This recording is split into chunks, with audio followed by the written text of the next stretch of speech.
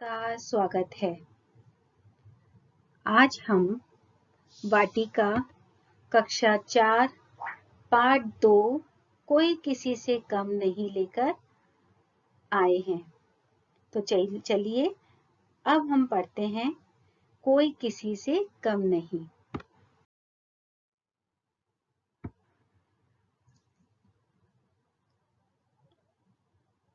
गर्मी का मौसम था। मौसम कौन सा था? गर्मी का। एक बाग में तरह तरह के पेड़ लगे हुए थे। हर तरफ हरियाली थी। सभी पेड़ लहलहा रहे थे। लहरा रहे थे मतलब हवा चल रही थी और खुशी से हरे भरे पेड़ लहरा रहे थे, हिल रहे थे। सभी खुश थे। आम के पेड़ बहुत खुश था। आम का पेड़ मंजरियों से भरा हुआ था।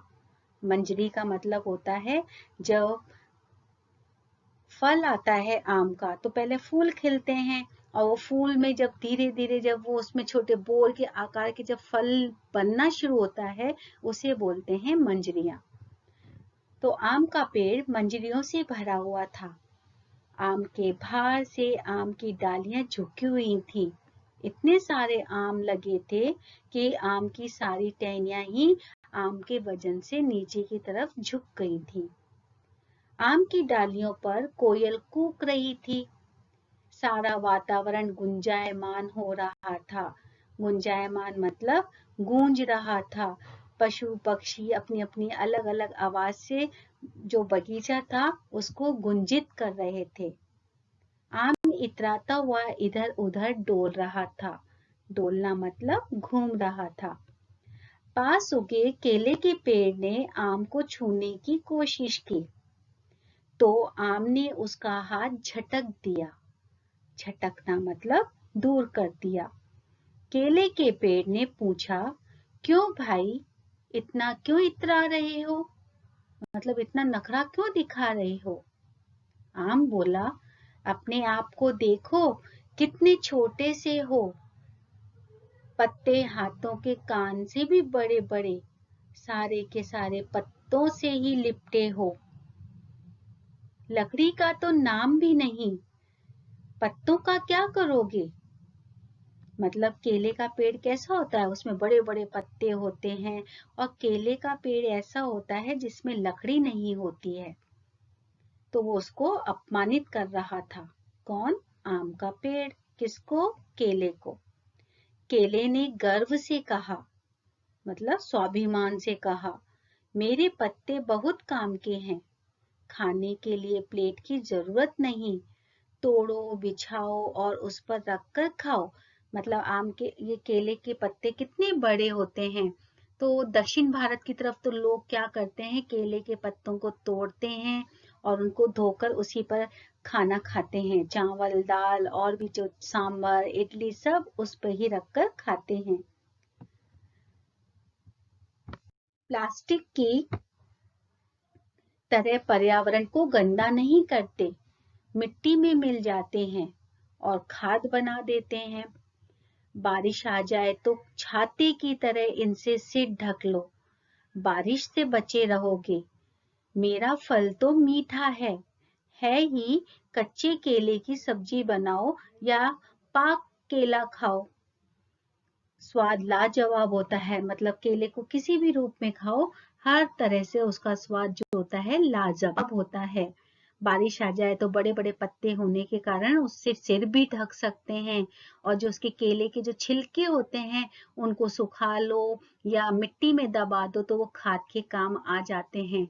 और खाद क्या करती है? अगर पेड़ पौधों में खाद डाली जाए तो पेड़ों में कोई कीड़े नहीं लगते हैं, पेड़ खराब नहीं होते बल्कि हरे भरे होते हैं और स्वस्थ रहते हैं, जल्दी बड़े होते हैं और उनमें बहुत सारे फल लगते हैं।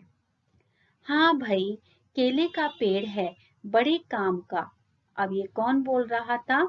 आम और केले की बातचीत सुनकर के वहां बगीचे में लगा नारियल का पेड़ बोला। नारियल के पेड़ ने अपनी लंबी लंबी पत्तियां हिलाते हुए कहा, नारियल द्वारा केले की हिमायत लेने पर आम को गुस्सा आ गया। हिमायत का मतलब होता है पक्ष लेना। किसको गुस्सा आ गया? आम को। और वो तुनक कर बोलता है। तुनक कर मतलब चिढ़कर, झुंझुलाकर। अपने आप को देखो। कौन बोल रहा है ये? आम। कितने लंबे और पतले हो, ऊपर थोड़ी सी पत्तियां, लगता है लंबी सी डंडी वाला छाता हो। नारियल ने कहा, मेरी सूरत पर मत जाओ, मेरे गुण देखो। कभी मेरा पानी पिया है? देखो पहले केले ने अपना गुण बताए, अपना महत्व बताया कि केला किस किस काम आता है। ऐसा वैसा मत समझो केले को। अब नारियल अपने गुण बता रहा है। कभी मेरा पानी पिया है? मेरा पानी पीने से शरीर कभी पानी की कमी नहीं रहती। मेरी गिरगरी खाने से स्वादिष्ट होती है, ठंडक भी देती है। नारियल की चटनी खाओगे तो उंगलियां चाटते रह जाओगे। मतलब नारियल की चटनी इतनी स्वादिष्ट बनती है कि खत्म भी हो जाए तो हमारा हाथ में उसका स्वाद रह जाता है और हम उसे चाटते ही रहते हैं। किसे? उंगलियों को। नारियल की गरी सुखाकर खोपरा बना सकते हो। खोपरे का तेल बना सकते हो। मैं तो साबुन बनाने के काम भी आता हूँ। मेरे रेशों से तो मजबूत चटाइयाँ, रस्सियाँ, दरियाँ तथा पायदान बनते हैं।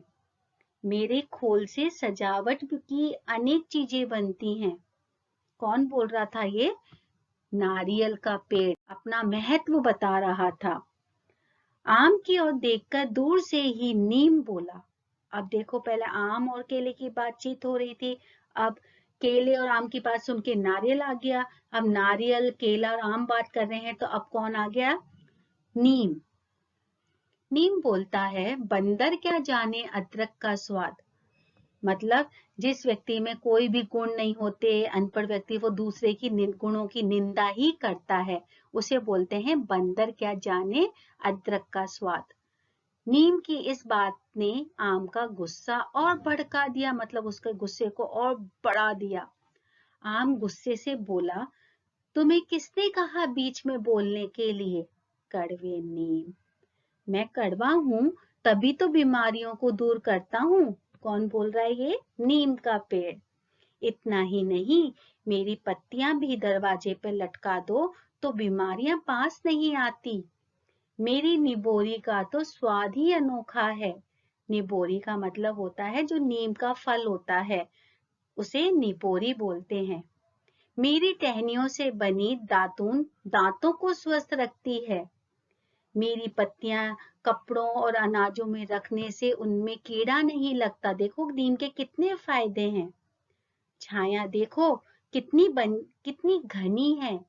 मेरे आसपास की हवा तो बिल्कुल शुद्ध होती है। मेरी तो छाल से दवाइयां भी बनती हैं, लेकिन मैं तुम्हारी तरह इतराता नहीं हूँ। मतलब हर किसी में गुण होता है, हर किसी के गुण का महत्व भी होता है, तो उस पर इतराना नहीं चाहिए। जैसे आम इतरा रहा था तो नीम को भी इतराना चाहिए ना कि वो कितने काम का है, लेकिन नीम नहीं इतराता। उनके बीच हो रही बहस में जामुन, पपीता और अन्य पेड़ भी कूद पड़े। मतलब जब बहस हो रही थी तो ये सारे जो फल थे, उनके पेड़, वो भी बीच में बोलने के लिए आ गए। क्यों? क्योंकि आम बहुत इतरा रहा था। बरगद दादा एक सन्यासी की तरह सीधे बैठे सबकी बहस को ध्यान से सुन रहे थे। उनकी जड़ें शाखाओं से निकलकर हवा में ऐसे लटक रही थीं जैसे उनकी दाढ़ी हो। मतलब बरगद हो या पीपल का पेड़ कितना बड़ा होता है, कितना घना होता है, और जब जैसे जैसे बहुत लंबे समय तक रहता है तो उसकी जड़ें टहनियों से भी निकल जाती हैं और वो इतनी लंबी लटकती हैं, ऐसा लग रहा था जैसे कि उनकी दाढ़ी हो। अब उनसे रहा नहीं गया। किससे? बरगद दादा से। बोल उठे, क्या बात है बच्चों, इतना गर्मा गर्मी या इतनी गर्मा गर्मी क्यों हो रही है? मतलब इतनी बहस क्यों हो रही है? दादा इसे देखो कैसे इतरा रहा है। कोई पास आता है तो तुरंत झटक देता है। किसने कहा? जामुन ने कहा। इसमें इतराने की क्या बात है? आजकल सभी को सभी और मेरा ही बोलबाला है। ये कौन बोलता है? आम। किसमें इतराने की क्या बात है? जिधर देखो उधर ही सब लोग क्या करते हैं? आम आम आम करते ही रहते हैं। मतलब आम की फरमाइश करते रहते हैं। आम इतना स्वादिष्ट होता है, इसलिए वह इतराता था। देखो मुझ पर लगे आम, देखकर ही दिल ललचा जाता है। खाने का मन करता है ना आम को देखते ही। कितना मीठा होता है और सूंघने से ही खाने की इच्छा होती है, मन ललचा जाता है। चूस चूस कर खाओ, कच्चा खाओ या पक्का खाओ, मजा आ जाता है। वाह! सुखाकर अचार बनाए जा सकते हैं। ये अपने गुण कौन गिना रहा है? आम। चटनी और मुरब्बे बनते हैं। और तो और मेरी तो गुठलियां भी काम आती हैं। कभी सुना है? नहीं ना, कभी सुना ही नहीं। आम के आम, गुठलियों के दाम, मतलब दोहरा लाभ। आम बोला। पपीता बोला, तुम अपने मुंह मियाँ मिट्ठू न बनो, हम भी किसी से कम नहीं हैं। बरगद दादा, आप सबसे बड़े हैं, आप सबके बारे में अच्छी तरह जानते हैं। आप ही बताइए, क्या आम का ऐसा करना उचित है? उचित मतलब सही है। बरगद के पेड़ ने बड़ी छाया में रह रहे जीव जंतुओं को प्यार से सहलाते हुए अपनी लंबी दाढ़ी पर हाथ फेरते हुए आम से कहा, बेटा ये सब सही कह रहे हैं। सब में अलग अलग गुण होते हैं। जहाँ नीम का उपयोग होता है वहां तुम काम नहीं आ सकते। और कुदरत का मतलब होता है प्रकृति ने तो ऐसा कोई पेड़ बनाया ही नहीं जिसका उपयोग ना हो। सभी उपयोगी हैं, मतलब सबका अपना महत्व है, सबका अपना उपयोग है, तो उसमें इतराने वाली क्या बात है? इसीलिए मिलकर रहो, इसी में बाग की शोभा है। मतलब ये बाग इतना हरा भरा है, उसकी सुंदरता इसी में है कि सब लोग मिलकर रहो और खुश रहो। आम बोला, दादा आप ठीक कहते हैं, अब गलती हो गई, फिर कभी ऐसा नहीं करूंगा। और आम को अपने किए व्यवहार पर बहुत पछताताप होता है और वो अपनी गलती को मानता है, शर्मिंदा भी होता है और सबसे माफी भी मांग लेता है और बोलता है अब ऐसा मैं कभी नहीं करूंगा। और सब उस बगीचे के पेड़ मिल करके गाते हैं, आओ भाई मिलकर खेलें, धूम मचाएं, चारों ओर हरियाली लाएं। तो इसीलिए कभी भी अपने गुणों पर इतराना नहीं चाहिए।